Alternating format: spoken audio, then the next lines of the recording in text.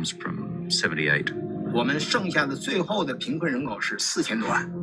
翻过头来，它可能是最难以克服的深度绝对贫困。习近平以人民为中心的发展战略是极其独特的。It's about engaging people's emotions and moving just beyond the idea of the party that delivers GDP growth. The China Dream is a unique piece of political vocabulary he's used. 中国梦有2个层面，一个就是作为国家，一个作为个人。党和政府都会帮助大家。My name is Danny Forster. I'm a designer and a filmmaker, and I've had an incredible opportunity to travel all over China. And for me, this is a fascinating moment to look at Xi Jinping. I'm Dr. Jordan Ewan. As an engineer, technologist, and entrepreneur, I'm interested to find out how China is using innovation to solve some of these challenges. My name is Marianne O'Hotter. I'm an anthropologist. There's a phrase that's often associated with President Xi's policies, and that's that they are people-centred. I want to know what that really means. In this episode, we discover the impact of Xi Jinping's distinctive focus on enabling people. Not just as a collective, but as individuals, with unique challenges and dreams in a fast-changing China.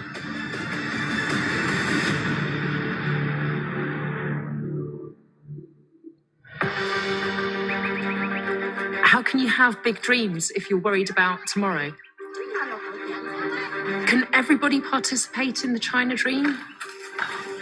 Take the story of Shi Pazhuan. Her husband's dead and her children have moved to the city. Her village, Shubadong, was once lost in the hills of Hunan province.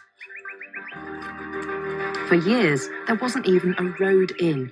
改革开放以后，造成了很大的收入差异，农村啊、小城镇啊，被人们遗忘了。They're familiar with income inequality throughout their history. They know that it's a big challenge. They're working on it. 以前是老干那老不那18栋嘞，像垃圾差哟，内部垃圾街，铁路垃圾没。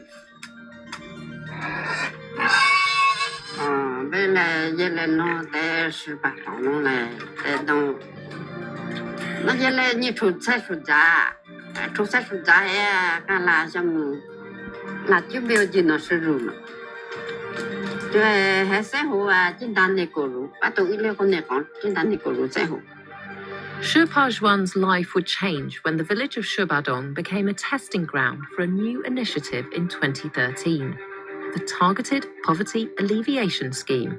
The idea is simple: to identify the poorest families in the poorest villages in China and help them help themselves.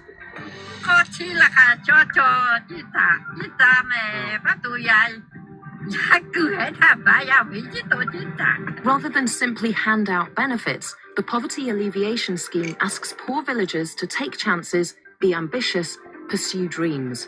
Which is why Mrs. Shi and her neighbours have ploughed a big chunk of the Poverty Relief Fund and their own money into a 160-acre kiwi fruit plantation. The first harvest is due in less than 3 months, and Mrs. Shi has come to check on her investment. Plantation manager Mr. Luo does the guided tour. Mrs. Shi cuts to the chase. 你得好多少？一年可能今年呢有1000块钱样子，等到升过期了就有5000了。为了开单弄，开不能多人那边还都弄来就介入，为这么为历史大都外人，跟你们干嘛谁也懂，买了小事。你不该抽我们在精准扶贫所遇到的最大的问题，实际上如何对贫困人口扶志，就是你要有志向，要摆脱自己的贫困。当我是一个孤儿的时候，是我学会了喝酒，喝的来自于你每天就睡在马路中间啊。They're trying to allow more spaces for people to be economically autonomous and self-directing. 我养蜂养了4年，我们这里是最原生态的那个土蜂蜜。工作地帮我安排一个师傅，让我跟他去学，我学了半个多月。 Every poor family in China has a dossier, a folder, and somebody's responsible. Even senior party officials from the province being assigned there and being responsible for 150 or 200 poor families. 去年我有2、3万，今年估计还要多一点。 Every family has a plan, and that's the way their income can go above the poverty line. But targeted poverty alleviation focuses on much more than income generation. 领导会是村治疗危害工作队帮我们这个贫困村去解决一些大连青年没有找到媳妇的人。我的现在生活我就比原来好了好几倍。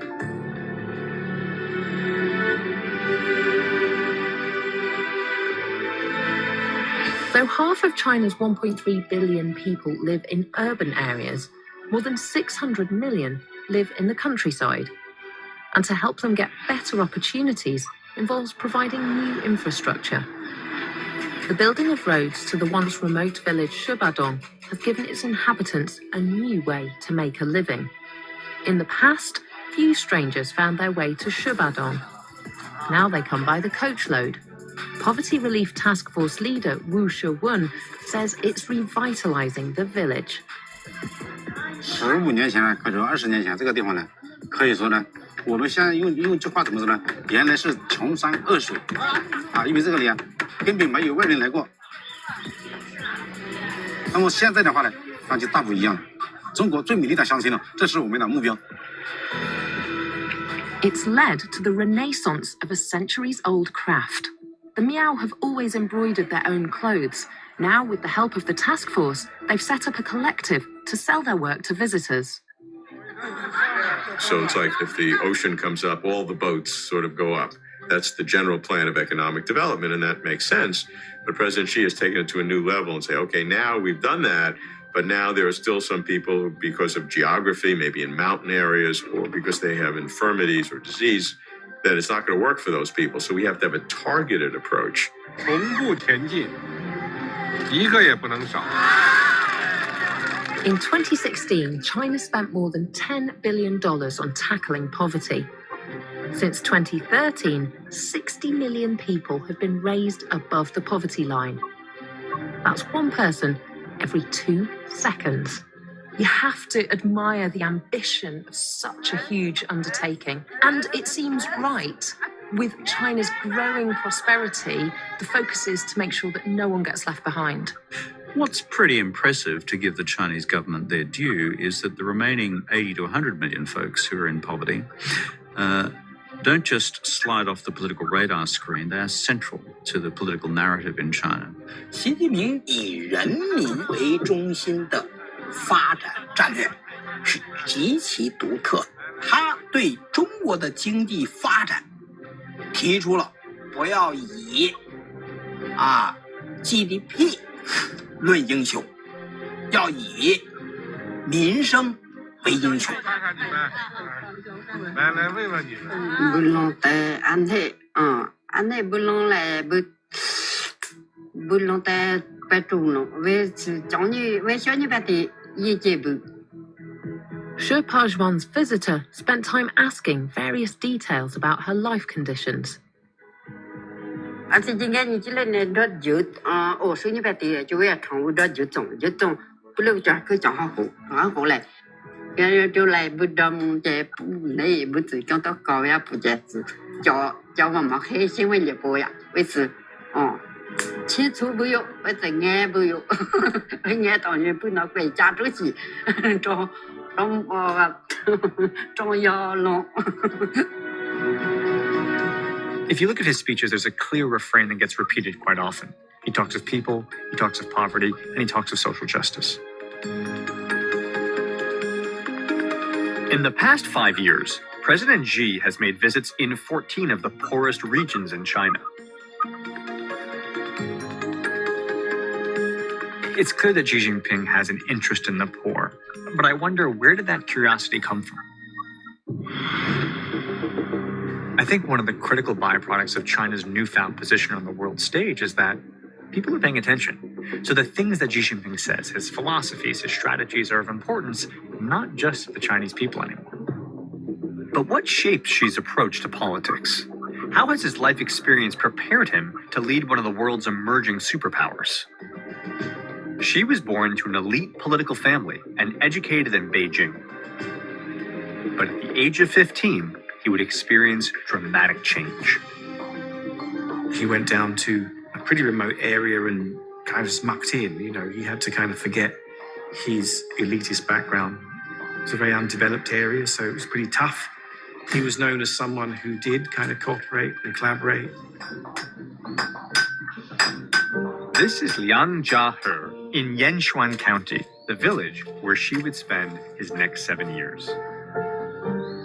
Local shopkeeper Liao Jinlian remembers Xi as a man who was happy to pitch in. 那就是狗是一个的山里受苦劳动，一个的跳着大风，他的也狗是大风跳风。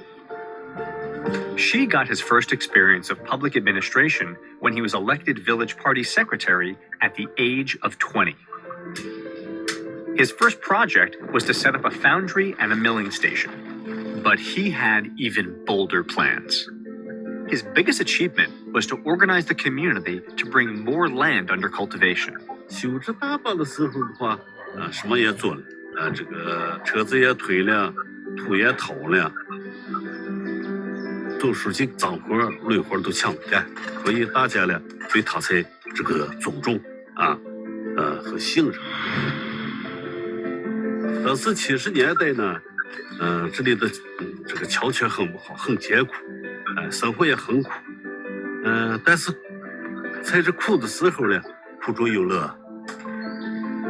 For a contemporary Chinese leader to have an authentic link with the countryside is pretty important. He has eaten bitterness, and the Chinese word for that is 吃苦, and that gives him the moral right to speak in the way that he does now. Xi left the district in 1975. In all, he'd serve in 5 provinces at every level of the Chinese government. President Xi was a governor in Fujian, party secretary in Zhejiang, and then party secretary in Shanghai. Each one of those provinces are bigger than most countries of the world in terms of numbers of people and size of GDP.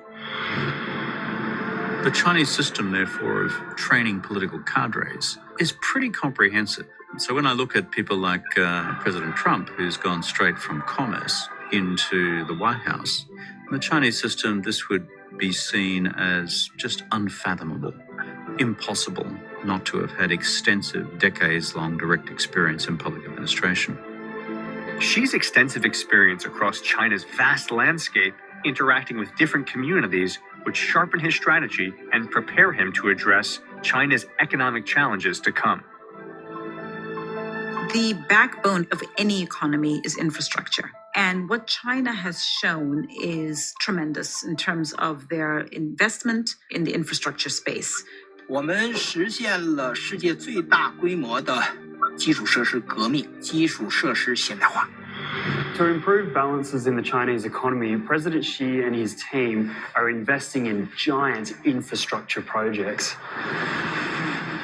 From an engineering perspective, one of the best projects, one of the most exciting projects, is the bullet train network.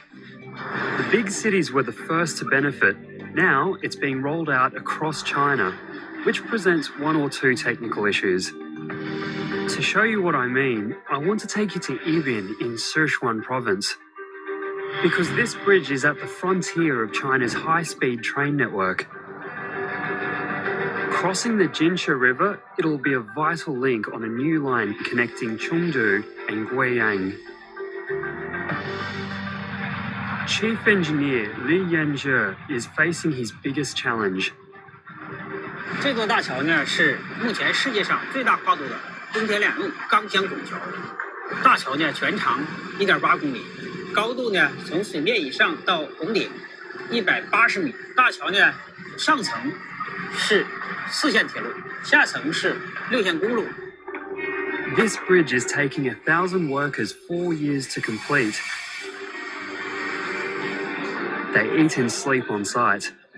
For assistant engineer Wong Bin, it's his first job since graduating, so he's really in at the deep end.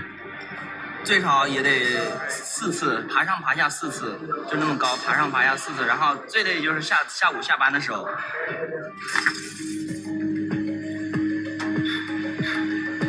Today, 2 new sections of the arch are being brought up the river. They have to be hoisted up and slotted into place, but that can't happen unless the clouds lift. 天气的各种变化可能会有一定的工期影响，我们就像大风大雨就不能起料。 While the team in Yibin face an anxious wait, in cities like Shanghai, the high-speed train network is part of everyday life. What infrastructure, a really good rail system does, is to create an interactive China. A China that it gets smaller and smaller, where accessibility grows and grows. Yanqing, Hangtai and Jing have caught the train countless times for work. Today, it's pleasure. They're off to Wuyishan to see an old friend and her new baby. In the days before the bullet train, the 700-kilometre trip to the mountains and rivers of Wuyishan would take anything up to 12 hours.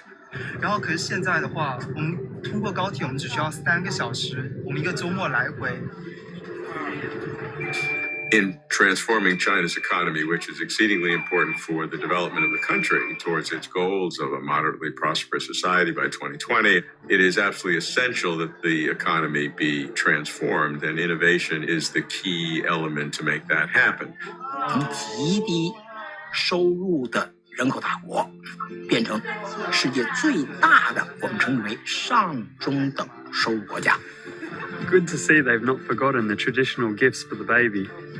For me, this is another small example of how the high-speed train is bringing people together and making this huge country that little bit smaller. Today, there's a 4x4 grid with 4 high-speed train lines running north to south and 4 east to west. The plan is to double that, with 8 lines running east to west and 8 running north to south. If infrastructure is at the heart of Shinomics, the political system allows a level of investment and long-term planning other countries find impossible. The West attitude, the Western economist attitude is, it's got to make a profit. The Chinese haven't looked at it like that. Because the political system is structured the way it is structured, it means that they are not subject to the volatility of having to court and cater to an electorate. The government is able to focus on economic challenges without being distracted. The new line will cut the journey time from Chengdu to Guiyang from 14 hours to under 4. And now the weather's lifted enough to try and get the new sections of arch into place.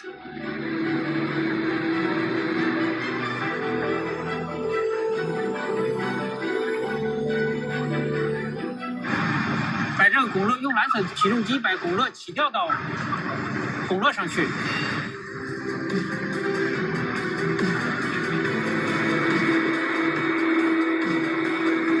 It's a tricky operation, even in good weather.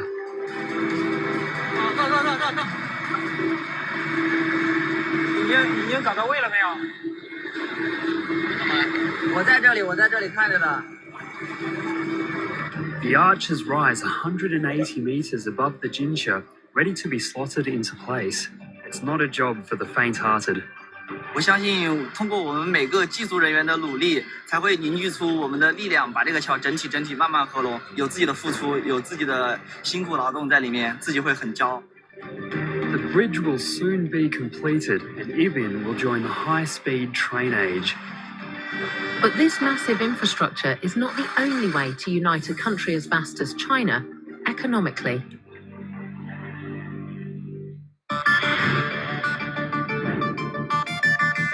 The gap between the cities and the countryside, the wealthy East Coast and the rest of China is huge. And it's something that President Xi and his government talk about all the time. But it's easy to forget how big China is and how remote some of these rural communities are. Lo Wen-er is a village shopkeeper, and she knows that roads and railways aren't the only ways of connecting people. Technology has been a remarkable transformation of China. We're not talking about cars and trains, but it's really interhuman communications. 因此，它实际上是实现了一个非常好的一个互利共赢，就打破了所谓我们称之为区域的市场或者地区的市场，变成一个全国性的市场。 This is a really interesting idea that might help close that gap between city and countryside. It comes from a little village called Xiabu in eastern China. Home to around 2,000 people, it's a small market town full of buyers and sellers. But lately, the way they buy and sell has been changing. Mrs. Lo is the woman responsible. She's been running the local store for more than 20 years. Now she's embraced e-commerce and she's taken the village with her. 每天早上起来嘛，就是把店门打开，然后第二件事嘛，就是往手机上的店门打开。 The village shop is now a data-enabled, real-time responsive, globally connected e-commerce hub. Thanks to China Post and their Yuligo website, Mrs. Lo's customers can now buy almost anything from almost anywhere. 我买了那个丝袜和那个热水壶啊。那个凉呀，那他这里很方便的，我需要什么跟他说一下，然后他都会帮我找的。再见，再见。The role of innovation in terms of economic growth is absolutely critical. So broadly, Chinese people, commercially and economically, do have a lot of freedoms, and really encouraging them to kind of be entrepreneurial. Just outside Xiabu, Lo Shuishan is making oolong tea, the way he's been doing it for years. 哪有个大进入啊？咱们一般来讲嘛，总是那个两一性，不要进哦。马个做一多点呢，反正有种两一性啊，这么大的，要这两个量一下子的，一性那个叫量一下子的。It may be grown and picked the same way, but what's new is what happens next. After bagging up the tea, he's heading to Mrs. Lo's shop. Not only can her customers buy, they can sell too. 俺小媳妇来店到过，一朋友过个告诉，一直要洗个净的，一直到过呀，你回复到，没管看的啊。要是几个我晓得个人，俺比如说像人家作业我玩意，记住呢我这一我感觉哈多的多的，我带下啊。Mrs. Lo weighs the tea and Shui Shan names his price. 那个作业俺妈多少钱？ 我没都买200块钱。200块钱哦，那是我网高头买个说了，个现在挣200块钱，么40块包。The deal's done, and Mr. Lo's oolong is about to go live across China. 30分钟，它就是在那个前台可以生效了，然后到时候看那个有没有人买。 It's finally time to shut up shop. She's taken over 5,000 yuan over the counter and nearly 200 orders online. And I reckon she's plugged a few more people into the internet and helped close that gap between the village and the city a little bit more. The combination of private investment, state investment, and smart technology is distinctly Chinese. And the fact that this initiative that is being rolled out in villages and towns across China just goes to show how far ahead these guys are. In 2016, rural e-commerce provided jobs for 20 million people in China. The equivalent of $76 trillion was spent online here in 2016. That's up more than 26% on the previous year. I think there's entrepreneurialism in China which is very innovative and it's a very sort of distinctive, and the way that you can now use the internet in China or mobile payment. One of the most fascinating aspects of economic development today is that there are many countries that have unlocked the public policy tools to increase economic growth and move many, many people, China's case, hundreds of millions of people, out of poverty. Average incomes have risen fast in China.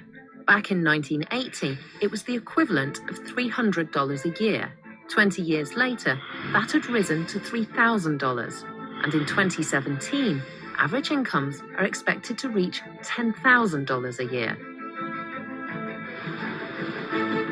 Seeing China develop today is almost like seeing the entire landmass of America get redeveloped. You're really getting to see a country reinvent itself, reinvent its infrastructure, rethink its culture, and do so very quickly and very publicly. What I love about it is that there isn't whiplash here. Citizens who lived in rural areas are moving to urban areas, and that means new housing as well.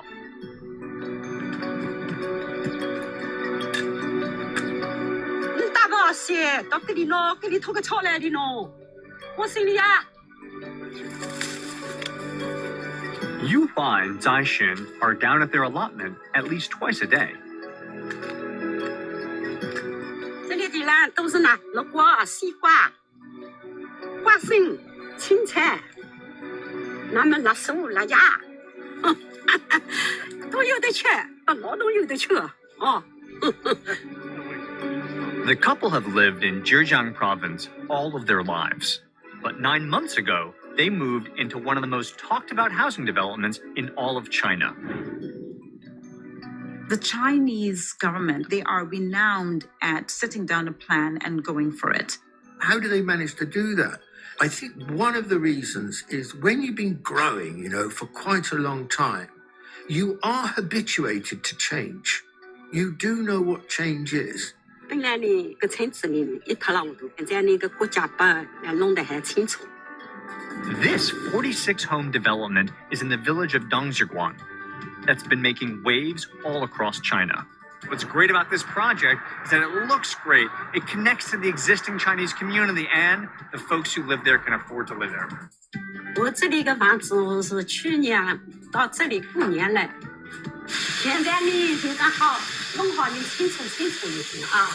那边本来咱们苍蝇啊、民众啊来这个事，就你来问他们那里有都说我们福气好，这么好个房子等那个啊。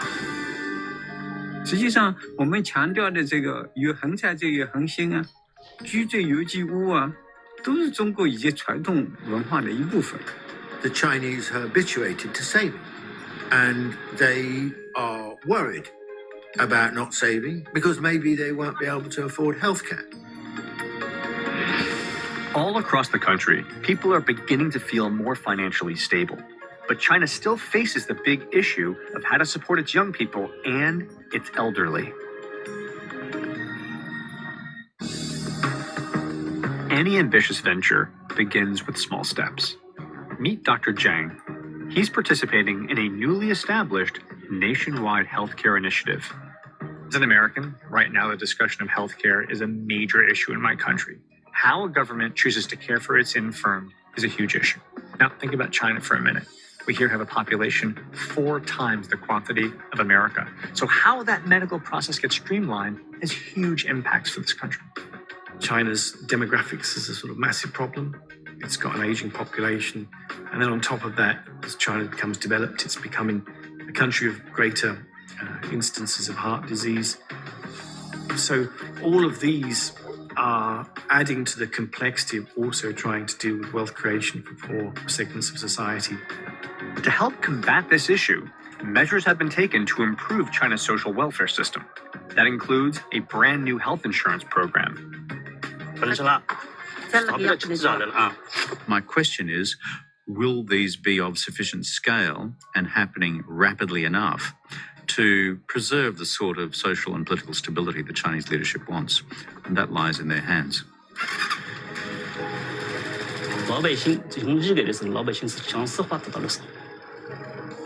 Today, Dr. Zhang is on his way to an outdoor surgery in Leizhuang village. 我们国家到目前为止，实际参保人群是超过了95%。教了10多年学，现在呢年老了，任何的任务就下来了。你现在考虑大家成绩发多大？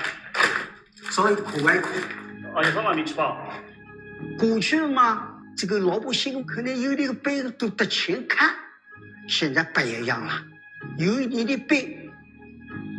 合着医疗，然后像我1年这交了100块钱。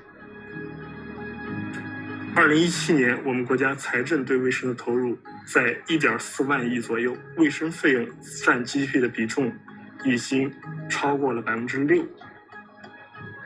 Healthcare efforts like these are significant in supporting the increasing population of the elderly, now almost 150 million. 最重要的就是中国在极短的时间内，将一个世界最大规模的绝对贫困社会构建成世界最大规模的全面建成小康的社会。他自己用他自己的话，他说肉都吃完了嘛，要啃骨头了啊！前面的好吃的肉都吃完了，我下面要啃骨头了，啃硬骨头了。To continue to build quality welfare services for all is a huge challenge. Without it, China's middle-income population cannot reach the next level. It's not just the building the pretty buildings and growing the economy, but it's people's lives that are most important. Why is this so important to President Xi? 中国人不是说不想消费，他是不敢消费，这就是个大问题。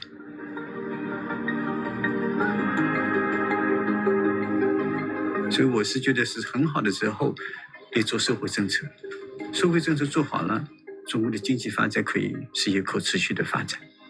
I think we should spare a thought and be less finger pointing and finger wagging and maybe just think for a second of how challenging it must be to make those trade-offs. Should I invest in infrastructure? Should I invest in healthcare? Should I invest in this province? Should I invest in the schools and education? In the mountainous and remote western part of Sichuan province is the region of Gansu. I've spent a lot of time in developing countries around the world, and the one thing that strikes me again and again is just how important education is for raising people out of poverty, for raising individuals, for raising families, for raising society. This is the Gala boarding school, home to nearly 1,200 children from the far-flung farms and villages of Gansu. Lessons here are bilingual in both Mandarin and Tibetan. Children here receive 15 years free education, 6 more than elsewhere in China. For students like Yama Chunso, it's opened up a world of possibilities. Not only is Yama Chunso's education free, so too is her accommodation. Yama Chunso knows she's been given a life-changing opportunity, and it's one she is determined to take. 特别高兴有机会去读书，我想我现在努力去读书，然后将来要当一个有能力的人，然后想当一个医生。首先是60千里是吧？千里改千里是一个。It's impossible in decades to create in rural areas the same services you have in the cities. But if I see my children having the same educational opportunity or close to that as the children of those who live in Beijing and Shanghai and other cities, then I feel better. Since 2013, $415 billion has been spent offering every child in China a minimum of 9 years education. 1.3 million new teachers have been recruited. 12,000 new schools have been built. It also needs to be about giving people opportunities to use those new skills and to use that education. So business development, improved agriculture, and opportunities to broaden their horizons. 何谓中国梦？我以为实现中华民族的伟大复兴，就是中华民族近代最伟大的中国梦。Everybody has a dream, but it's really in 2 parts. The country cannot realize its dream unless each of the people themselves are having their own dream. And everybody should have the opportunity. In Shizhou County, in remote southwest China, the beautiful game has drawn young He Xinyi to not be afraid to think big. 我在队里踢了半年了，有时候打前锋，有时候打边锋。China is in love with football, but it's not all about bankrolling big clubs or buying foreign players. Football it's transforming the lives of thousands of young girls from rural China. It's taking them to the big cities and showing them a whole new future. 你为什么喜欢足球？因为我看见他们踢足球的很酷，而且有些女队员或者是男队员，他们都踢到重庆去过。我也想踢足球，然后我也想踢到重庆去。足球啊，本身给孩子能带给自信，同时我们要通过足球，让这些孩子实现梦想，让他到更好的学校去接受更好的教育。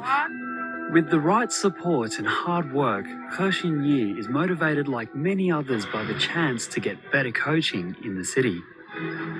Meanwhile, in Chongqing, Li Chunju has followed her passion all the way, and there's no turning back for her. 当时来那里，我们很不适应，天天哭，基本上就是。这里呢，我们的初中、高中都有好的学校找了，靠自己的努力来，去找好的学校，这才是自己嘛。我的梦想就是可以当一名足球教练吧，把我小时候经历的这些苦啊、甜啊，然后再教给他们。中国梦 as she thinks out one side of her mind, the China dream. 我的梦 my dream. And so what the Chinese authorities are seeking to do is to say that you can have a big dream for your aspirations in life and who you want to be as a person. But remember, there is this big dream for the country as well. Wherever you go, the phrase the China dream keeps cropping up. 1 billion different people, 1 billion different life stories. Dong Ying is an accomplished musician with an international reputation who plays an ancient Chinese instrument called the sheng. She's also traveling around Beijing introducing traditional classical music to the next generation. 这个字儿的右边有很多像栅栏一样的啊，其实你看看它就很像是把它当成一个土地的话，孕育出来很多很多的植物，对吗？其实给孩子们上这样一种音乐普及课，不光是为了让他们了解这样一件乐器，也是为了让他们多多的去接触这种传统音乐。因为只有孩子们去喜欢它，然后去接触它，去学习它，才有往后的传承。Listening intently is 11-year-old Hua Qi. Later that evening, back at home, her father asks her about Dong Ying's visit. 那这个就那个声是吧？你喜欢他什么呀？我喜欢他吹那个声音，老师给我们吹那个凤凰展翅的时候，我觉得那个声音特别的好听。Hua Qi and her father regularly go to the weekend concerts at the National Theatre for the Performing Arts.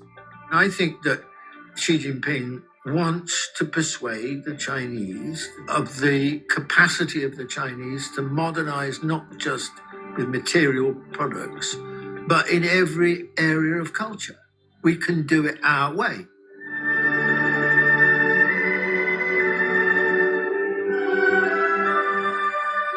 These Sunday morning concerts are a regular fixture. Tickets are subsidised to encourage people to come along who might not otherwise be able to afford it.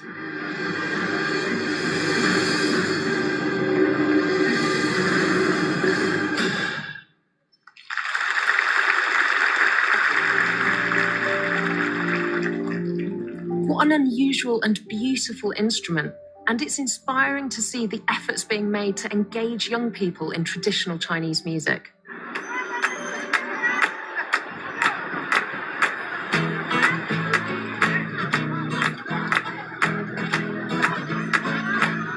I think it's really interesting to see a kind of an openness, or frankly, even an enthusiasm to accept this level of paradigm shift within their culture, their politics, their economics.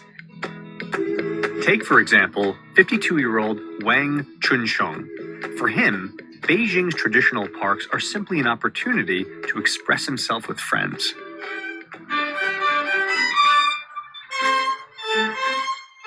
大家有时候拉错了1个2个音也没关系，只要大家能开心就好。From the sound of music to the sound of busy traffic, cab driver Wang effortlessly moves between these two worlds. 我在北京开车已经有这个20多年的历史了。我小时候的梦想是盼着什么时候自己能有这么一把琴。随着现在经济发展，过去我梦想的东西，现在我能实现了。Each of these dreams, no matter how personal, plays its part in China's ever-evolving journey.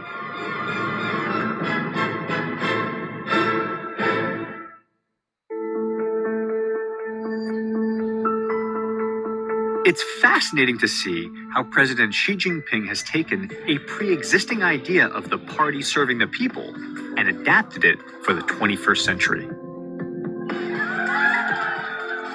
所以说，它不是一般的政治口号，而是实实在在的一个我们说行动方案。We want to set realistic goals, and we want everybody to participate. We don't want great disparities in wealth. That's the Xiaogang, or moderately prosperous society. China comes from a very different tradition to the Western tradition. And so the way it thinks about these things is very different. The internet age isn't always impersonal. By conceiving policies that focus on people rather than simply on GDP, Xi Jinping's people-centered approach is a bold and innovative way to tackle inequality and other tremendous challenges China faces as it transforms.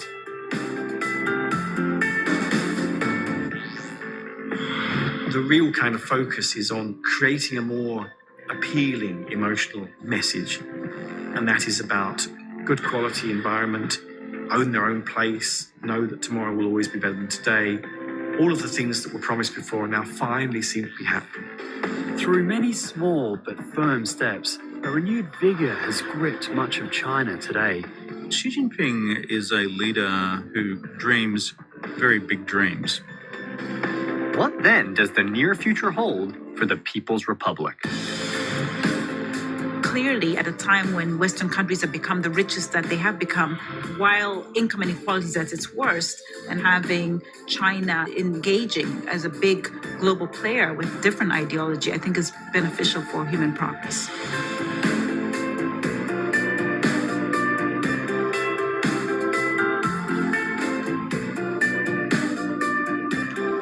Okay, I think I can stop here and then have a little bit of discussion. So, anyone want to start the discussion first?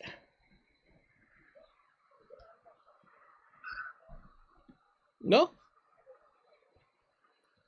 Unmute yourself, you want to speak. I just think it's interesting how the President of America, had no experience in administration other than how to sort of dodge tax and fiddle laws. And, you've got this chap in China who's had to spend his whole life accumulating experience before he could have the top job. Says something about the two societies. Chinese society is very different from the Western society, put it that way. And also is a political system. So I have a discussion with online the other day about the legitimacy of the Chinese government, where the Chinese government got its legitimacy. Well, previously it was the promise to give people a better life. But I think that promise need to change, because as people has already getting better life compared with their parents, they are now thinking of what else? Why I have to believe in the government, and why I still support the government. So I think the China dream, or the Chinese dream, is the new narrative that are going to drive the so-called legitimacy of the Chinese government. And Xi Jinping is very much part of it. Valerie, what you said before, you can't compare Trump's USA with traditional USA. Trump is the very first president who has not had any political experience before he stood for election. Eisenhower? Yeah. He had none. Yeah, okay. And he was one of the better presidents. Yeah, okay, that's interesting. He was a military man. Sorry, speak up a little bit. Mm-hmm. Eisenhower was a military man. That's where he. Yeah. That's where he started. Yep. He was run because he was popular, because he was seen to have wrapped up the Pacific War. That's right. That's why the Republicans ran him. Well, both parties wanted him to stand for them, but the point is that he did have experience in leading men, something that Trump really didn't have. And Trump's daughter will probably be the first woman president. Hope not. Well, it's very likely. His daughter's a hell of a lot smarter than he is. Would that be hard? Well, at least Trump still haven't conceded yet. So we won't know what will happen. He never will. Well, the biggest challenge is on the 8th He may have to be carried out of the White House. he will never concede. End of argument. There may be an assassination. You don't know. There may be an assassination. Oh, don't Right say wing that. always assassinate. Americans are very good at assassinating people. Yeah. Good at getting rid of presidents. Other people's president, not their Yes, own. as well as their own, though. Well, yes. At least, for example, I can still remember Kennedy. Yes, and his brother wasn't president, would have been. Yes, he was assassinated. But what is it? I think it's 5 US presidents that have been assassinated. Yeah. Yeah. Well, there's rumors that Xi Jinping has almost been assassinated. Close. Very By close. the CIA or what?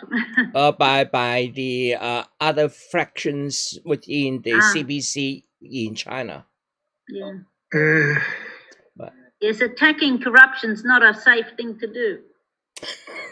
And it's also one of the insurance he can have.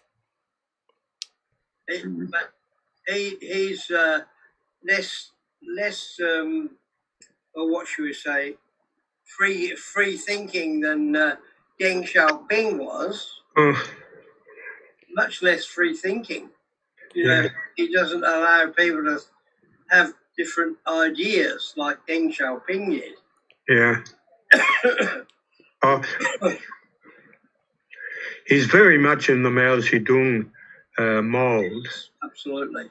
And I mean, look, absolutely no surprise, but that video that we've just seen was completely and utterly following the party line. Yeah.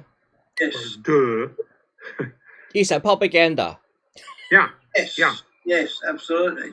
But at least they are showing part of the things which I think will be factually based. For example, they're visiting people, interviewing people. Of course, they are all selective. There are other members not being so lucky, etc. But the key message is that the one Western politician that was selected, very interesting. I think there's one thing about China though, the standard of living there has, over the time I've been a couple of times there, but the standard of living there has definitely gone up. You know, far above what it used to be many years ago. Yeah. You know, just the ordinary people are actually eating better, sleeping better, everything, you know. Now, whether that's because of the communists or some other reason, it doesn't matter. They're better off. Yeah. Lives in China is actually much better. I'm still thinking, should I retire here or should I retire in China? China. Everything's going to go down the drain here. I'd get out while I could, Albert. Yeah. Unfortunately, that will be You're very lucky. difficult. I have to move Lucky that's somewhere to everything, go. move everything back into China. That is a huge move. My wife is resistant. He doesn't want to move. I don't want to move as well. If I think about it, really hard is. The life, I have 20 something years of life here, so it is very difficult to just unpack and pack up and then go. No, it's too difficult. But unfortunately, I have a prostate problem last year, and this year I meant to travel back to China for a while. The COVID-19 stopped me doing it. So You're not meant to go. maybe Albert, how is your health these days? these days the health is very good. Oh, and your wife? She is coping. But again, I think the medical care here is very well. Yeah.